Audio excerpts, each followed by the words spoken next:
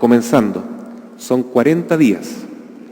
Luego viene la Semana Santa, donde celebramos el misterio más grande de nuestra fe, la pasión, la muerte y la resurrección de Cristo, es decir, justamente ese paso a la victoria final, a la victoria sobre la muerte, sobre el mal, sobre el sufrimiento, que Jesús la vivió en primer lugar. Y por último entonces viene un tiempo más largo todavía, se llama Pascua, que dura 50 días. Esto resume la vida de Jesús en el mundo, un misterio de salvación del hombre, un misterio de servicio, de amor. Jesús se entrega para que nosotros tengamos la felicidad, el gozo, para que recuperemos la vida que habíamos perdido por el pecado. Y también, ciertamente, es para nosotros un plan de vida. Los cristianos tenemos una sola gran meta, que es seguir los pasos de Jesús. Y Jesús dijo, el que quiera seguirme, cargue cada día con su propia cruz. Nosotros sabemos que la cruz está asociada al sufrimiento, inclusive a la muerte. Pero Jesús no tuvo miedo de eso. Él abrazó la cruz. Él no quiere el sufrimiento para nosotros. Lo que Él quiere es que nosotros nos salvemos. Es que nosotros pasemos por la estrecha puerta que conduce a la felicidad eterna. Y esa puerta trae, por consecuencia, pasar también por su pasión y muerte. Cada uno a su manera, cada uno tiene que vivir su propio calvario. Y para eso nos tenemos que preparar. Y eso es la Cuaresma, un tiempo de conversión, un tiempo de fortalecer el alma, de fortalecer nuestra vida cristiana, junto a Jesús, que se internó en el desierto 40 días y 40 noches, para orar, para hacer penitencia, ayuno. ¿Y para qué? Para recibir el Espíritu Santo, para que el Espíritu de Dios nos anime, nos fortalezca, nos proteja y nos deje blindados, por decir así, contra las tentaciones del enemigo, que son verdaderas bombas, ¿no es cierto?, que pueden destruir nuestra vida. Entonces, aunque esto parezca un poco triste decirlo, pero todo esto en el fondo está centrado en una realidad que es el pecado. Porque Jesús vino al mundo para librarnos de ese pecado. Si no entendemos, hermanos, qué es el pecado, entonces no tiene sentido prácticamente nuestra fe. Parece raro decirlo, pero es así. Los papas han dicho últimamente, el pecado más grande de nuestra época es haber perdido el sentido del pecado. Es no entender qué es el pecado. Es relativizar todo tanto, que al final no existe pecado. Todo está permitido, todo se justifica, todo es relativo. Entonces, es importante entender qué es el pecado y después reconocer que yo también, cada uno de nosotros, está contaminado por esta triste realidad y que solo Jesús nos puede librar de ella. Bueno, ¿qué es el pecado? Podríamos decir en forma bien superficial, bueno, pecado es cometer un pecado, ¿cierto? Robar, matar, mentir, cometer adulterio, no honrar padre y madre, no cumplir uno de los mandamientos es pecado. Pero veámoslo con más profundidad. ¿Qué es pecar realmente? Pecar no es cometer un error, simplemente. No es haberse tropezado, no haberse caído, simplemente. Sino que pecado, en primer lugar, esconde una ofensa a Dios muy grave y en segundo lugar, un mentirse a sí mismo. Vamos por parte. ¿Por qué mentirse a sí mismo? El primero que pecó fue el demonio. El diablo, cuando fue creado por Dios, era un ángel perfecto, un ángel bello, luminoso, inteligente, que fue destinado para servir a Dios y a los hombres. Pero él se mintió a sí mismo. ¿Y qué es lo que dijo? Yo soy el ángel más perfecto. En realidad, yo no tengo que servir a nadie. Al revés, los demás que me sirvan a mí. Como yo no puedo destruir a Dios, entonces voy a destruir la obra de Dios, que es el hombre. Pero esa fue su frase. En latín se dice non serviam, no serviré. No quiero y no pienso servir a nadie. Yo me sirvo a mí mismo, yo soy Dios para mí mismo. Ahí está la mentira, mis queridos hermanos. Es no reconocer lo que somos realmente. ¿Y qué es lo que somos? En realidad nosotros, los seres humanos, somos barro. Eso somos barro. Lo decía la palabra del Génesis. Dios tomó la arcilla en sus manos, la modeló con cariño. Eso somos.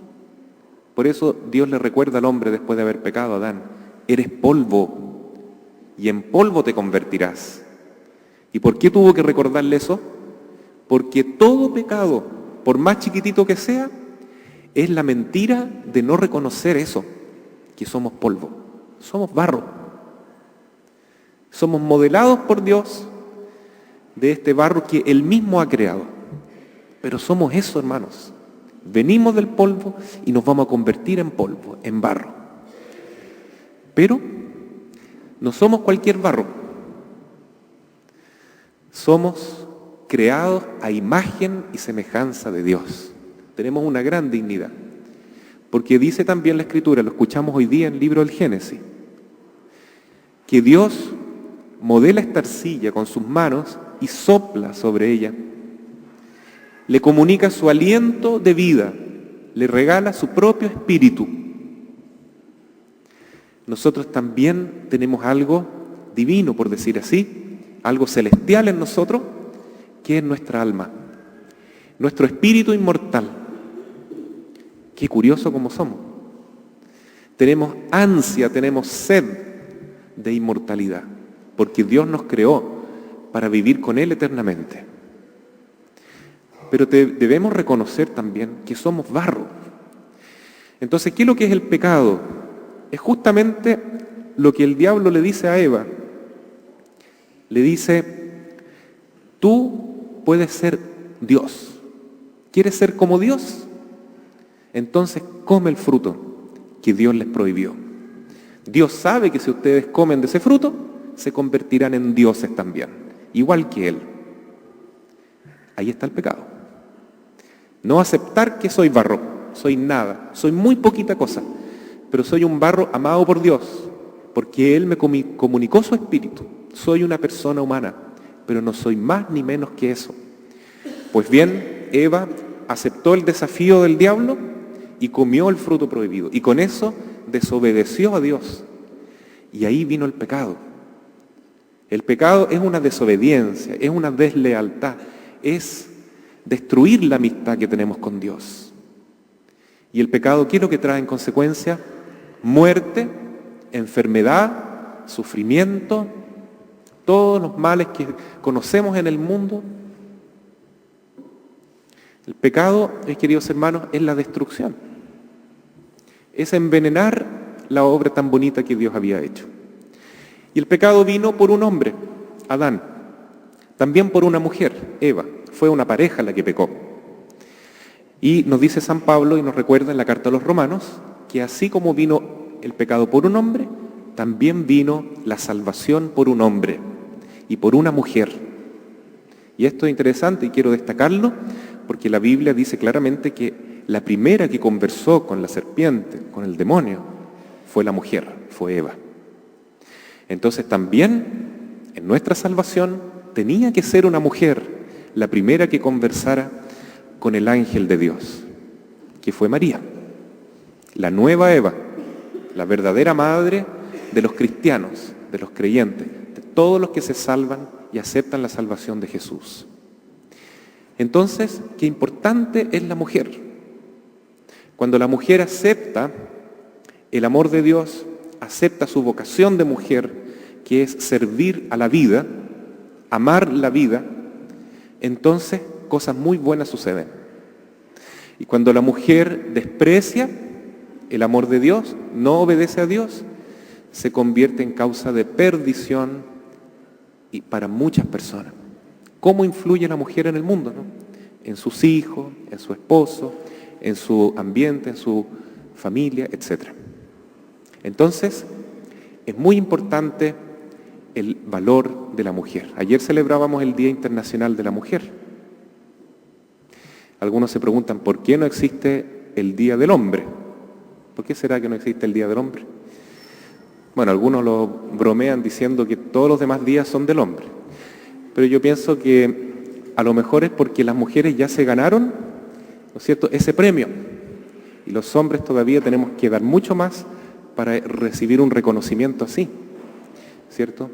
Uno ve, por ejemplo, en la iglesia, cuántas mujeres que sacan adelante la iglesia, en nuestra familia, en nuestros hogares, en la sociedad. La mujer realmente tiene un valor enorme. Por eso el diablo quiere corromperla. Pero por eso también las mujeres sabias, las mujeres de Dios, quieren imitar a María y aceptar este don de la vida, el don de ser madres, el don de ser hijas, de ser esposas, de ser hermanas y vivirlo como un servicio. Y nosotros los varones tenemos que respetar en las mujeres este santuario de la vida. A fin de mes vamos a ir a una marcha a favor de la vida. Queremos decir en la calle, como cristianos, ¿no es cierto?, que estamos a favor de la vida. Queremos respetar la vida desde el momento de la concepción, en los momentos más delicados, más precarios, más vulnerables, cuando el niño se está formando en el vientre de su madre. Defender la vida, por ningún motivo, ¿no es cierto?, ser cómplices de una onda que se está dando de llegar a una ley del aborto, ¿no? Entonces, luchar contra eso, defender la vida, porque la vida es un regalo de Dios. Y hay que amarla, respetarla, protegerla desde su concepción, en la gestación de la mujer, de la madre. El Papa también nos ha dicho que esto no significa condenar a las mujeres que han hecho un aborto, por ningún motivo, sino que acompañarlas, quererlas, mostrarles un camino de salvación. Pero reconocer el pecado tremendo del aborto. Es un asesinato el más infame de todos. También respetar la vida de los ancianos, de nuestros ancianitos, que muchas veces son tan dejados de lado por la sociedad. No los tomamos en cuenta. Y ahí están botados, en los asilos, en sus casas. Y entonces cuando ya la sociedad se convierte en un grupo tan diabólico, ya tan pervertido, ¿no es cierto?, que dice la vida no vale nada. Aprobemos la ley de la eutanasia. Vamos matando a los ancianitos que nos sirven. Ahora en Bélgica se acaba de aprobar la ley de eutanasia para niños, o sea, niños que están enfermos, qué sé yo, que están de alguna manera discapacitados, o que están con cáncer, o que tienen cualquier enfermedad así mortal. Entonces, hagámosle un bien, entre comillas. ¿Para qué va a sufrir tanto? Quitémosles la vida. Claro que libremente. Imagínense un niño que está entubado, que no puede tener un discernimiento verdadero, lo hacen firmar una carta y le quitan la vida. Aprobado en un país desarrollado. Eso, mis queridos hermanos, es el pecado. Es el pecado que está en nuestra sociedad, que se aloja en el corazón del hombre, de una sociedad que le dice no a Dios, porque quiere ser Dios por sí mismo, porque quiere encontrar la felicidad por sí mismo, que es la propuesta del diablo en todos los tiempos, que incluso tuvo el atrevimiento de tentar al mismo Jesús con las 3 tentaciones clásicas. ¿Cuáles son las 3 tentaciones clásicas, hermanos? Para no olvidarlo, nunca. Las 3 comienzan con P. Plata, poder, placer. Las 3 tentaciones. ¿Tienes hambre? Ocupa tu poder. Eres el Hijo de Dios. Cambia las piedras, transfórmalas en pan. Jesús dice, no voy a ocupar mi poder para eso. No solo de pan vive el hombre. ¿Quieres hacerte famoso? ¿Quieres que todos te halaguen? Entonces tírate de la torre del templo porque los ángeles te van a sostener. Está escrito. Jesús también está escrito, no tentarás al Señor tu Dios. Entonces, ¿quieres ganar a todos los reinos de la tierra? ¿Quieres que todos te sigan? ¿Quieres dominarlos a todos? ¿Quieres que todos te hagan caso? Mira todos los reinos. Todo eso te lo daré. Póstrate ante mí y adórame. Aléjate, Satanás. Con autoridad le dice Jesús. Solo a Dios adorarás, solo a Dios rendirás culto. Con la misma palabra Jesús se defendió. ¿Pero por qué? Porque Él estaba lleno del Espíritu Santo. Porque Él hizo ayuno, Él hizo oración, 40 días. Y nosotros también vamos a ser tentados. Nosotros también vamos a encontrar trampas en el camino. Nosotros también vamos a ser, de alguna manera, ilusionados con los bienes pasajeros que nos rodean. Y ahí el diablo nos va a decir, ahí está la felicidad. ¿Qué importa que hagas tal cosa, por ejemplo, ¿no? Si nadie te está mirando? Aprovecha el momento, nadie se va a dar cuenta. Pero yo sé que si yo peco, estoy contaminando mi vida y estoy dañando a todos los que me rodean. Entonces nunca más escuchar la voz del demonio y sí escuchar la voz de Dios. Por eso la oración, el ayuno, para despegarnos de nuestras pasiones desordenadas y sobre todo la caridad, hacer buenas obras, despegarnos de nuestro orgullo y egoísmo y comenzar a servir a los demás, a quien está a nuestro lado, en nuestra casa, en nuestro barrio, en nuestro trabajo, en nuestra escuela. Y como símbolo de eso tenemos la cajita de la Cuaresma. Entonces, al final de la misa, ustedes ya pueden llevarse su cajita y comenzar a llenarla de billetes o de monedas, de acuerdo a la capacidad de renuncia, de despojamiento que tiene cada uno, para ver el bien de los más necesitados. Es solo un pequeño signo, pero muy valioso en nuestra iglesia en Chile. Y por último, mis queridos hermanos, estamos en este año viviendo la Cuaresma con una intención especial. Desde los primeros tiempos del cristianismo, los primeros siglos, los primeros 3, 4 siglos, los cristianos se preparaban a recibir sus sacramentos llamándose catecúmenos. ¿Y quiénes son los catecúmenos? Son los que se preparan en la Cuaresma para recibir sus sacramentos. Y esto es algo muy hermoso. Así fue en los primeros tiempos y la Iglesia lo quiere recuperar. Y nuestra parroquia por primera vez está viviendo este proceso de catecumenado. Tenemos varios catecúmenos. Algunos son niños, adolescentes, otros ya son jóvenes, adultos, y muchos de ellos van a recibir el bautismo o la primera comunión o la confirmación, o los tres juntos. Algunos de estos catecúmenos los tenemos acá. Se han ido preparando durante estos años. Y nosotros, como comunidad parroquial, los queremos acompañar a ellos en esta Cuaresma. Por eso, domingo a domingo, estos catecúmenos y catecúmenas nos van a acompañar, van a recibir algún signo, van a recibir nuestra oración, nuestra bendición. Me refiero a toda la comunidad, porque los queremos acoger como miembros muy queridos y muy importantes de nuestra iglesia, para que después, cuando reciban ellos su bautismo, su comunión, su confirmación, lejos de alejarse, se acerquen todavía más a participar comprometidamente en su iglesia. Entonces, que el Señor bendiga a estos catecúmenos, que les revele su mensaje, su sabiduría, les dé, conceda su Espíritu Santo y que nosotros también lo sepamos acoger en nuestra comunidad parroquial. Así sea. Amén.